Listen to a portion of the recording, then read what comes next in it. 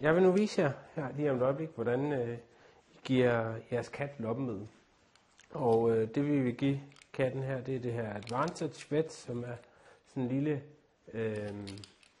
de kalder den Pure On, som man putter i nakken på katten. Det er vigtigt, at man gør det rigtigt, og hvis ikke man gør det rigtigt, så virker det ikke. Og så vil man opleve, at katten alligevel får lopper, og mange vil tro, at det er fordi loppemidlet ikke virker, hvor det i virkeligheden oftest ses, at det er fordi katten har fået det forkert.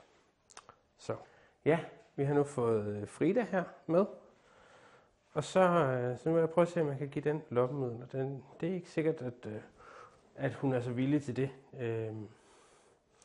Katte kan ikke nødvendigvis lide at få det her i nakken. Det er ikke noget, der skader dem eller noget.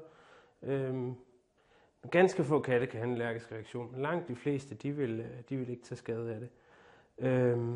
Så, Frida. Så. Har du ikke lyst? Prøv at se. Først så åbner man den her pipette. Man skal lige have stukket hul på den her.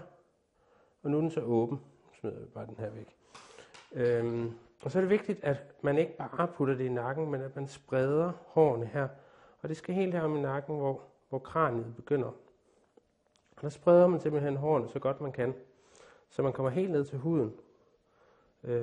Og det kan være vanskeligt, især når man er alene, så man kan få en til at hjælpe.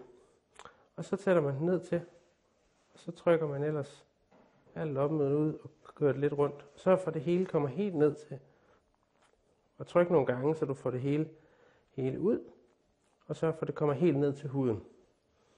Sådan lige med at holde katten lidt fast, når man gør det. Så slipper man katten, og så skal den selvfølgelig have lov at løbe væk. Men det er simpelt, men det er vigtigt, at man får spredt hårene godt, så man kan komme helt ned til huden i nakken på katten. Og får man det på fingrene, så er det en rigtig god idé bagefter lige at vaske hænder, og lige lade være med at kæle for meget med katten det første døgns tid, efter den har fået loppemiddel. Så ja, held og lykke med det.